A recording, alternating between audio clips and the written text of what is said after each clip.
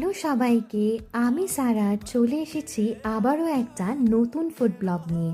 Welcome to my channel cute and crispy. শহরের ভিড় থেকে একটু দূরে নিরিবিলিতে আড্ডা দিতে চাইলে এটা হচ্ছে একদম পারফেক্ট ডেস্টিনেশন। এখান থেকে অর্ডার করে নিয়েছিলাম একটা চাইনিজ কম্বো। গরম গরম crispy chilli baby corn, mixed fried rice, kung pao chicken আর সাথে ছিল garlic fish. Overall food taste was good but was little disappointed with their garlic fish. ক্যাফের সমস্ত খাবারের দামে ছিল যথেষ্টই পকেট ফ্রেন্ডলি।